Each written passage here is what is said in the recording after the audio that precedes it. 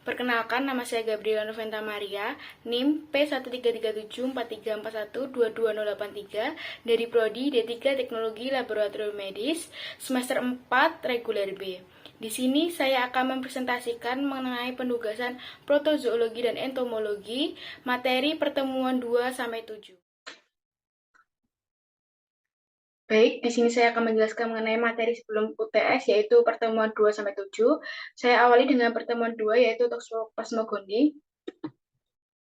Toxoplasma gondii adalah parasit yang tergolong ke dalam protozoa intraseluler yang dapat menginfeksi manusia dan hewan vertebrata. Infeksi dapat terjadi secara kongenital, termakan daging hewan yang mengandung kista jaringan, termakan makanan atau minuman yang terkontaminasi ookista maupun melalui transfusi. Toxoplasma gondii merupakan parasit protozoa yang menginfeksi sebagian besar spesies hewan berdarah panas, termasuk manusia dan menyebabkan penyakit toxoplasmosis. Toxoplasmosis adalah infeksi parasit Toxoplasma gondii di dalam tubuh. Infeksi toxoplasmosis dapat mengandung berbagai macam organ tubuh, mulai dari kulit, syaraf, saluran pencernaan, hingga jantung. Toxoplasmosis jarang menimbulkan gejala serius, biasanya hanya menyerupai flu, namun pengidap toxoplasmosis yang memiliki daya tahan tubuh lemah beresiko mengalami komplikasi yang berbahaya. Selanjutnya yaitu klasifikasi Toxoplasma gondii. Kingdomnya berasal dari Protista, subkingdomnya Protozoa, filumnya Apicomplexa, kelasnya dari Sporozoacida, berasal dari ordo Eucidiorida, familinya yaitu Sarcolistidae, dari genus Toxoplasma, spesies Toxoplasma gondii. Selanjutnya yaitu stadium Toxoplasma gondii. Dimulai dari stadium yang pertama yaitu tokizoid, yang memiliki ciri-ciri berukuran panjang sekitar 4-8 mikrometer dan lebar 2-3 mikrometer. Ujung anterior meruncing, ujung posterior tumpul dan inti besar. Yang kedua yaitu kista atau bradyzoid, biasanya berukuran diameter 5-50 mikron.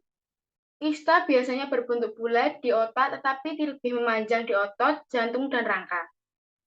Kista dapat ditemukan di berbagai tempat di seluruh tubuh inang. Yang ketiga yaitu ookista, memiliki ciri-ciri ookista dewasa berukuran diameter 10-12 mikrometer, berbentuk lonjong, memiliki dinding tebal 2 lapis, dan merupakan stadium infektif. Infeksi Toxoplasma gondii. Manusia dapat terinfeksi melalui beberapa cara berikut. Yang pertama yaitu memakan daging hewan yang kurang matang yang mengandung kista jaringan. Yang kedua, mengonsumsi makanan atau air yang terkontaminasi oleh kotoran kucing atau oleh sampel lingkungan yang terkontaminasi, seperti tanah yang terkontaminasi tinja atau mengganti kotak kotoran kucing peliharaan. Selanjutnya yaitu transfusi darah atau transplantasi organ, dan yang terakhir yaitu transplasenta dari ibu ke janin. Selanjutnya itu mengenai pencegahan dan pengendalian Toxoplasma gondii. Yang pertama, menggunakan sarung tangan saat membersihkan kotoran kucing dan berkebun. Yang kedua, mencuci tangan menggunakan sabun dan air mengalir setelah membersihkan kotoran kucing serta sebelum dan sudah makan. Yang ketiga, mencuci bersih peralatan masak yang akan digunakan. Yang keempat, memastikan daging yang akan dikonsumsi telah matang sempurna. Dan yang terakhir yaitu mencuci buah dan sayuran dengan benar sebelum dikonsumsi. Pertemuan ketiga yaitu mengenai Plasmodium vivax. Malaria adalah suatu penyakit yang disebabkan oleh protozoa intraseluler obligat dari genus Plasmodium. Malaria pada manusia dapat disebabkan oleh Plasmodium malariae, Plasmodium vivax, Plasmodium falciparum, dan Plasmodium ovale. Penyebaran penyakit malaria ditentukan oleh 3 faktor yang dikenal sebagai host, agen, dan environment, menurut Irianto 2013. Masing-masing spesies Plasmodium menyebabkan infeksi malaria yang berbeda. Plasmodium vivax menyebabkan malaria vivax atau tertiana, Plasmodium falciparum menyebabkan malaria falciparum atau tropika, Plasmodium malariae menyebabkan malaria malariae atau quartana, dan Plasmodium ovale menyebabkan malaria ovale, menurut Sucipto 2015. Plasmodium vivax adalah protozoa parasit dan patogen manusia. Plasmodium vivax adalah salah satu dari 4 spesies parasit malaria yang umumnya menyerang manusia. Plasmodium vivax dibawa oleh nyamuk Anopheles betina. Berikut adalah klasifikasi mengenai Plasmodium vivax. Filumnya berasal dari Apisomypelsa, kelasnya dari Sporozoa, subkelasnya dari Sosidiidae, ordonya dari Eusocididae, subordo dari Haemosporididae, familinya berasal dari Plasmodiidae, genusnya Plasmodium, spesies Plasmodium vivax. Siklus hidup Plasmodium vivax. Yang pertama itu di dalam tubuh manusia dan nyamuk dan Anopheles berlangsung daur hidup Plasmodium. Manusia merupakan hospes perantara tempat berlangsungnya daur hidup aseksual, sedangkan di dalam tubuh nyamuk berlangsung daur hidup seksual, menurut Sudarto 2011. Daur hidup aseksual terdiri dari 4 tahap, yaitu tahap skizogoni atau pre-eritrositik, tahap skizogoni yaitu exoritrositik, tahap skizogoni eritrositik, dan tahap gametogoni. Di dalam sel-sel hati berlangsung tahap skizogoni, peritrositik, dan skizogoni exoeritrositik berlangsung di dalam sel-sel hati. Sedangkan di dalam sel-sel eritrosit berlangsung tahap skizogoni eritrositik dan tahap gametogoni, menurut Sudarto 2011. Selanjutnya mengenai stadium Plasmodium vivax, yang pertama yaitu tropozoid, memiliki ciri-ciri bentuk seperti cincin, berukuran lebih besar dari tropozoid Plasmodium falciparum. Yang kedua, sitoplasma yang bentuknya tidak teratur. Yang ketiga, tropozoid dewasa, bentuk sitoplasmanya amoeboid dengan inti yang besar. Yang kedua yaitu skizon. Yang pertama dengan bentuk tidak teratur, yang kedua sitoplasma terpecah-pecah dalam kelompok dan pigmennya berwarna coklat, yang ketiga skizon dewasa terdapat 16 merozoid yang ukurannya lebih besar dari plasmodium lain. Yang ketiga yaitu gametosit dengan ciri-ciri berbentuk bulat dengan inti tengah di sitoplasma. Makrogametosit lebih besar dari plasmodium lain yang tidak dapat dibedakan dengan bentuk tropozoid dewasa. Mikrogametosit mempunyai inti besar berwarna merah muda, sitoplasma pucat dengan pigmen yang terbesar. Selanjutnya, pertemuan keempat yaitu Plasmodium ovale dan malariae. Plasmodium ovale menyebabkan malaria ovale. Plasmodium ovale merupakan parasit yang jarang terdapat pada manusia, bentuknya mirip dengan Plasmodium vivax. Sedangkan Plasmodium malariae menyebabkan malaria malariae atau Quartana. Gejalanya timbul berselang setiap 4 hari. Plasmodium malariae terdapat dalam stadium tropozoid, skizon, dan gametosit. Berikut merupakan stadium Plasmodium ovale. Yang pertama yaitu tropozoid, memiliki ciri-ciri yang pertama memiliki bentuk seperti cincin, bulat dengan inti berwarna merah. Yang kedua, berukuran kecil dan jumlahnya sedikit. Yang ketiga, memiliki vakuola. Yang keempat, sitoplasma teratur, tebal dengan pigmen tersebar. Selanjutnya yaitu skizon. Memiliki ciri-ciri yang pertama, memiliki ukuran sekitar 10-12 mikrometer. Yang kedua, mengandung 4-12 merozoid tidak merata. Yang ketiga, skizon muda berinti lebih dari 2 dengan sitoplasma kompak. Yang keempat, skizon tua berinti 8-12 dengan sitoplasma mengelilingi. Selanjutnya yaitu stadium gametosit, memiliki ciri-ciri 1. Memiliki bentuk bulat besar. Yang kedua, inti tunggal padat berwarna merah pada makrogametosit betina. Yang kedua, inti tunggal menyebar berwarna merah muda pada mikrogametosit jantan. Yang keempat, parasit memenuhi sel eritrosit. Selanjutnya yaitu stadium Plasmodium malariae. Yang pertama yaitu stadium tropozoid yang memiliki ciri-ciri memiliki bentuk seperti cincin bulat atau berbentuk memanjang seperti pita, berukuran kecil dengan inti berwarna merah. Sitoplasma teratur padat dan berwarna biru, pigmen berwarna kuning kasar sering menutupi inti. Selanjutnya yaitu stadium skizon. Memiliki bentuk rosette atau seperti bunga mawar. Yang kedua terdapat 6-12 merozoid tersebar dalam eritrosit. Yang ketiga, stadium skizon muda memiliki inti berwarna merah, membagi diri lebih dari 2. Skizon matang memiliki inti berwarna merah bagi diri 10-12. Selanjutnya yaitu stadium gametosit. Yang pertama, makrogametosit atau betina memiliki inti merah, padat, berada di tepi dengan sitoplasma berwarna biru bentuk melebar. Yang kedua, mikrogametosit atau jantan memiliki inti merah, melebar, berada di tengah dengan sitoplasma berwarna biru kemerahan bentuk melebar. Yang ketiga, pigmen dijumpai berwarna coklat menyebar kasar. Pertemuan yang kelima yaitu mengenai Plasmodium falciparum. Malaria merupakan penyakit yang disebabkan oleh parasit protozoa dari genus Plasmodium yang menginfeksi sel darah merah penderita.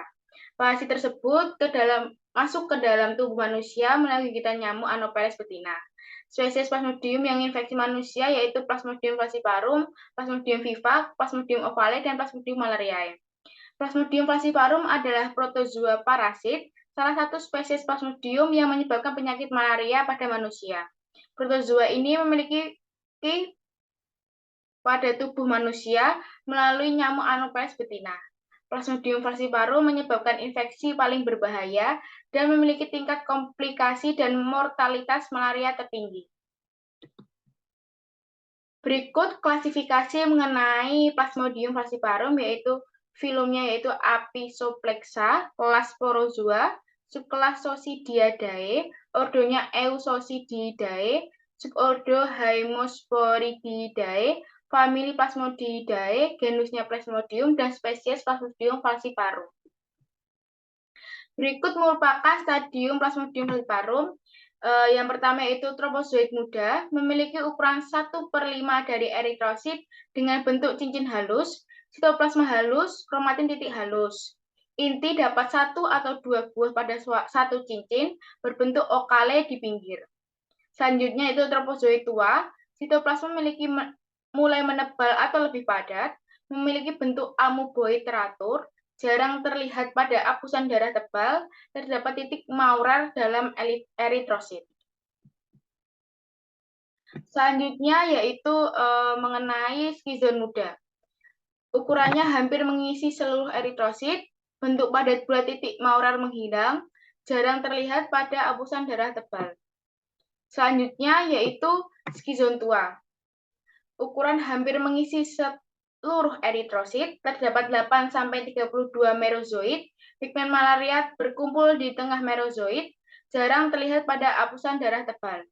Selanjutnya yaitu stadium makrogametosit atau betina, yaitu bentuk langsing seperti pisang atau bulan sabit, plasma berwarna biru dengan inti di tengah, pigmen malaria tersebar di sekitar inti.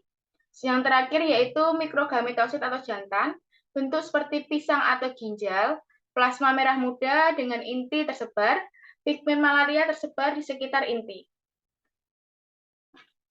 Selanjutnya mengenai cara infeksi Plasmodium falciparum, yaitu penyakit malaria dapat ditularkan dengan dua cara, yaitu cara alamiah contohnya melalui gigitan nyamuk dan non alamiah, misalnya transfusi darah maupun malaria dari ibu ke bayi. Beberapa penyebab terjadinya infeksi Plasmodium yaitu yang pertama, satu gigitan nyamuk Anopheles betina yang terinfeksi, yang kedua transfusi darah dari penderita malaria, yang ketiga pemakaian jarum suntik yang terkontaminasi, yang keempat infeksi kongenital. Pertemuan ke-6 yaitu mengenai Balantidium sp. Balantidium adalah satu-satunya protozoa bersilia yang diketahui menginfeksi manusia. Balantidiasis adalah penyakit zoonosis dan didapat oleh manusia melalui jalur feko-oral dari inang normal, babi domestik yang tidak menunjukkan gejala. Air yang terkontaminasi adalah mekanisme penularan yang paling umum. Klasifikasi Balantidium sp. Di sini saya mengambil satu spesies yaitu mengenai Balantidium coli. Jadi klasifikasinya adalah filumnya Ciliopora, kelas Lithostomatea, subkelas Trichostomatea, ordo Vestibuliferida, famili Balantidiidae, genus Balantidium, spesies Balantidium coli. Siklus hidupnya yaitu kista berukuran sekitar 60 mikron, berbentuk oval dan berdinding tebal. Kista hanya memiliki makronukleus. Kista hidup memiliki rambut-rambut bergetar yang masih bergerak. Kista bukan untuk berkembang biak, fungsinya hanya untuk bertahan hidup. Kista pada tinja dapat bertahan 1-2 hari pada suhu ruang. Kista adalah bentuk infektif. Jika kista tertelan, terjadi eksitasi di usus kecil. Dari satu kista keluar stadium vegetatif yang langsung berkembang biak dan membentuk koloni di selaput lendir usus besar. Tahap kista dan tahap vegetatif dikeluarkan bersama kotoran inang. Infeksi terjadi bila kista tertelan. Menurut staf pengajar Departemen Parasitologi 2008. Morfologi dari Balantidium adalah yang pertama yaitu kista. Pada bagian anterior yang agak sempit terdapat sitostom yang berfungsi sebagai mulut. Bagian posterior berbentuk agak lebar. Pada daerah ini terdapat sitofag atau sitofag yang berfungsi mengeluarkan zat-zat yang tidak diperlukan lagi. Pada seluruh permukaan tubuh terdapat bulu-bulu getar atau silia yang tersusun dalam barisan memanjang. Pada sitostom terdapat rambut-rambut bergetar yang agak panjang. Fungsi bulu yang bergetar adalah untuk bergerak dan mengambil makanan. Yang kedua yaitu tropozoid. Balantidium coli mempunyai dua inti, yaitu makronukleus besar berbentuk ginjal dan mikronukleus berbentuk titik kecil yang berada pada bagian berongga makronukleus. Tropozoid memiliki dua vakuola kontraktil dan beberapa vakuola makanan yang mengandung sisa makanan, leukosit, dan eritrosit. Struktur Balantidium coli dapat dilihat pada gambar berikut. Pertemuan terakhir yaitu pertemuan 7 mengenai Entamoeba sp. Rhizopoda adalah organisme uniseluler dari kingdom Protista. Rhizopoda adalah organisme tingkat protoplasma di mana sel tunggalnya melakukan semua aktivitas vital hingga sel tunggal bertindak sebagai seluruh tubuh. Entamoeba adalah protozoa parasit kecil pada manusia dan hewan. Genus Entamoeba mencakup spesies yang berbeda yang menginfeksi hewan berbeda seperti reptil, burung, amfibi, dan lain-lain. Sekitar 7 spesies telah ditemukan dari usus manusia. Entamoeba histolytica merupakan amoeba usus dalam rongga tubuh. Entamoeba histolytica termasuk ke dalam genus Entamoeba sp yang terdiri dari 6 spesies yang hidup di lumen usus manusia. Di sini saya mengambil jenis spesies Entamoeba yaitu Entamoeba histolytica yang memiliki klasifikasi menurut Jeffrey dan Leach 1983 yaitu sebagai berikut. Filum Protozoa, subfilum Sarcodina, klasisnya Rhizopoda, ordo Amoeba, familia Andamoobabidae, genus Entamoeba, spesies Entamoeba histolytica. Siklus hidupnya yaitu siklus hidup dari amoeba usus hampir sama. Bentuk yang infektif adalah kista. Setelah tertelan, kista mengalami ekskistasi atau proses keluarnya tropozoid dari kista. Ileum bagian bawah menjadi tropozoid kembali. Tropozoid kemudian memperbanyak diri dengan cara belah pasang. Tropozoid kerap mengalami ekistasi atau merubah diri menjadi bentuk kista. Kista akan dikeluarkan bersama feses.